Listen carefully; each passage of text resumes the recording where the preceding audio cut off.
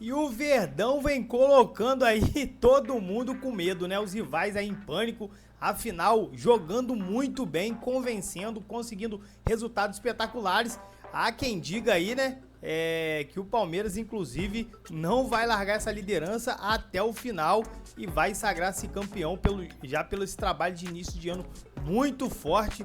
Eu acredito que, de fato, é um ano onde a gente tem uma parada longa aí no meio, né, do ano para a Copa do Mundo, e o Palmeiras disparado na liderança como tá, e agora realmente vai ficar difícil, né, porque depois da parada os times voltam no ritmo mais lento, até você pegar de novo ali uma boa sequência. É um campeonato que vai acabar se arrastando, e quem disparar na frente nesse início de temporada fica muito perto aí do título, e é o caso do Palmeiras. Vamos reagir aí o Craque Neto, que já tá com medo, já tá com a verdade aqui, já tá com medo do jogo de domingo. Então ele tá falando aí no seu programa aí, apito final. Vamos reagir, depois a gente volta com mais. Eu não sei não se o Palmeiras não chega a 100 pontos nesse campeonato e ninguém tira o título do Palmeiras. No meu ponto de vista, tá aí a projeção do Alviverde.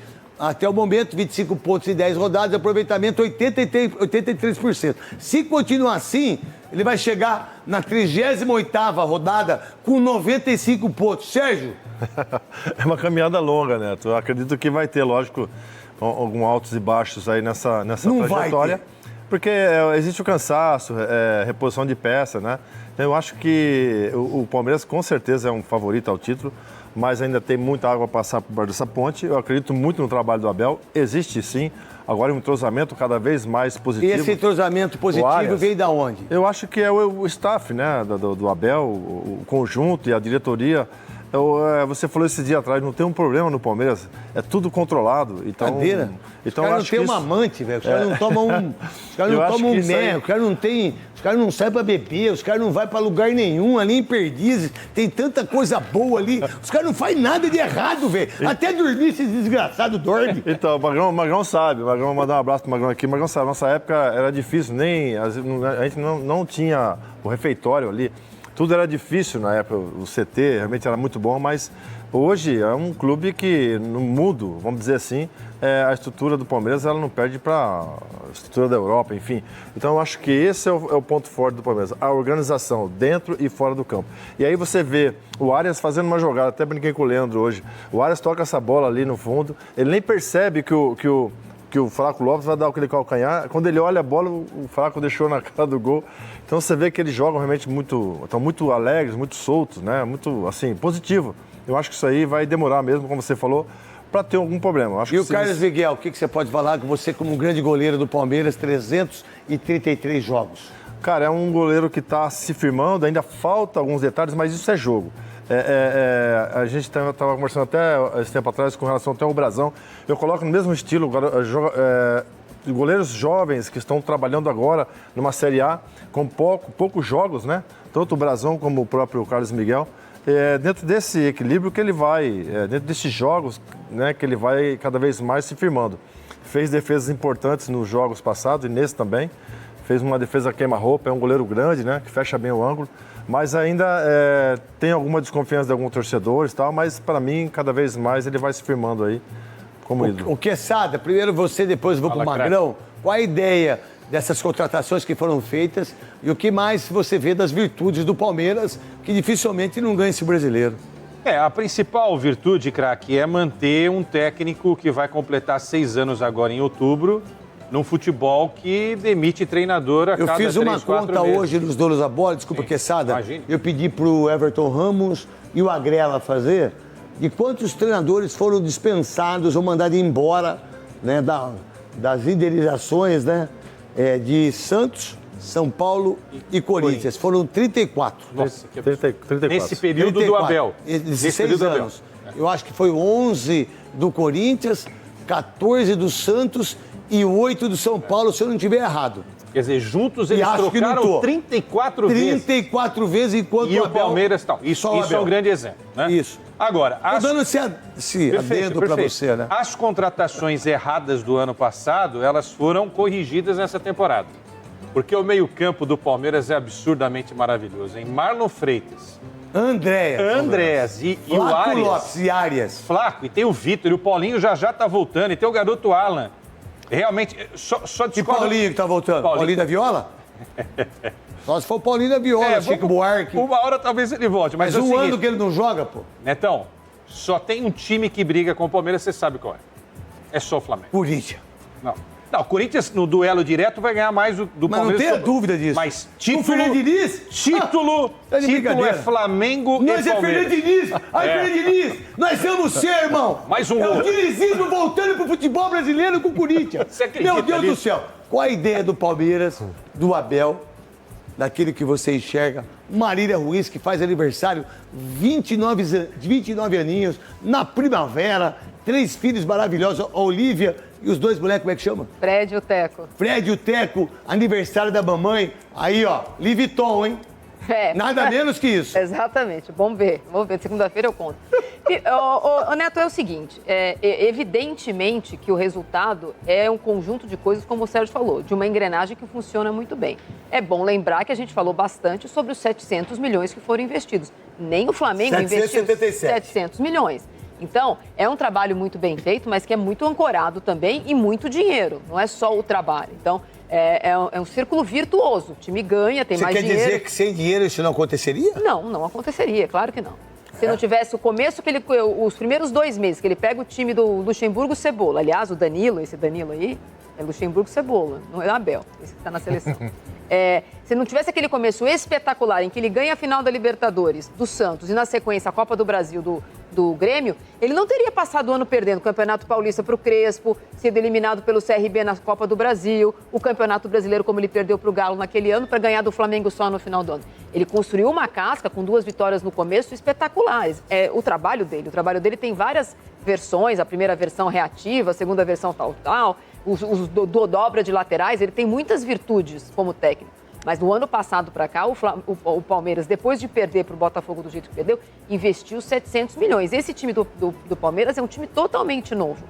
Totalmente novo. E como diz o Sérgio, é muito difícil perder esse Campeonato Brasileiro, porque essa gordura das primeiras rodadas é muito importante. Mas é um Palmeiras que tem muito jogador que pode ir para a Copa. O Flaco tem proposta, o Alan tem proposta, o Arias acabou de voltar, mas vai para a Copa. São jogadores que vão ter uma temporada muito larga esse ano. Neymar vai para a Copa? Não.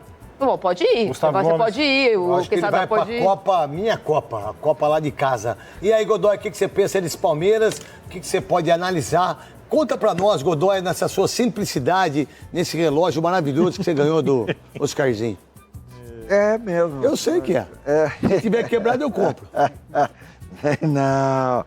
Oh, Se quiser me dar de aniversário também, aceito. Não, o teu negócio é Louis Vuitton. Aqui é... Que horas são, Godoy, esse relógio? É 7 para meia-noite. 7 para meia-noite. Muito bem, Godoy. Tá enxergando com 70 anos e uma bala no pescoço. Tem isso também. Ó, você falou da quantidade de treinadores que mudaram, mas quantos presidentes mudaram desses clubes que mudaram os treinadores? Do Corinthians, 3. Então, isso é só pra mostrar. Do Santos, 7. Só pra Do mostrar. São Paulo, 5. Então, Foi mais que treinador. Isso é pra mostrar. E ninguém tá preso. Isso é pra mostrar o sucesso administrativo que o Palmeiras 30 tem. segundos, Godoy. O sucesso Vai vendo no seu administrativo relógio que aí. o Palmeiras tem. Essa segurança que dá ao técnico a condição de ser chato pra caramba, ser indisciplinado ao extremo e continuar sendo vencedor. Continua sendo vencedor. Magrão, o que você pensa em relação ao Palmeiras, daquilo que você enxerga brilhantemente aí de Porto Alegre junto com a gente aqui no apito final, que é uma honra você estar com a gente, filho. Craque Neto, eu acho que o Palmeiras tem a melhor engrenagem do futebol brasileiro. E quando eu falo engrenagem, em termos de gestão, não só treinador, diretoria, mas também base. A Marília falou que o Palmeiras gastou 700 milhões, mas o Palmeiras vende. Diferente do Flamengo, que só contrata, só compra e enxerta jogador dentro do elenco, o Palmeiras não. O Palmeiras também vende jogador, também gera receita para depois contratar. Eu só queria uma pontinha rapidinho, que quando o Veiga estava começando a oscilar, eu era diretor do Inter e o Palmeiras veio contratar o Maurício. E se foi falar para o Maurício, que o Maurício está indo para não jogar. Para jogar daqui não jogar imediatamente, para jogar daqui 1 ano e meio, 2 anos. E é o que está acontecendo. Isso tudo é gestão. E por isso que o Palmeiras hoje é o Palmeiras que o torcedor gosta de ver. E eu acho, para mim, com certeza, a chance maior de ser campeão brasileiro é do Palmeiras e não do Flamengo. São os dois times a ser batidos, mas para mim, Palmeiras campeão brasileiro já. Isso estamos falando em abril. Difícil tirar o título do Palmeiras. Vamos lá então, vem aqui a grua aí, vamos colocar ele, o bonitão, o lindão, né, a voz mais incrível. Justo é você, na data FIFA, todas elas ter uma semana para ir para Portugal. Isso é justo. Justo é você estar num time que investiu mais de R$1 bilhão. Justo é você ter que atravessar esse calendário, porque todos que tiverem competência vão atravessar esse calendário de uma maneira difícil. Por quê? Porque é um calendário para quem é Palmeiras, para quem é Flamengo, para quem tem competência para chegar às fases finais de todas as competições, é um calendário para mais de 70 jogos. E o Brasil tem 8.500.000 km². Agora, o que me incomoda profundamente é o fato do Abel ser o maior reclamão da história do futebol brasileiro em todos os tempos e ser o maior privilegiado da história do futebol brasileiro. A situação é simples, fácil e objetiva. Imagine que você tenha que atravessar o deserto do Saara e você tenha 300 quilômetros para percorrer no deserto do Saara. A temperatura vai ser elevada para todo mundo, o deserto é árido para todo mundo, não tem água para ninguém. Mas você é o privilegiado que vai atravessar esses 300 quilômetros num carro 4x4. Com todos os argumentos e com todos os acessórios e com ar-condicionado.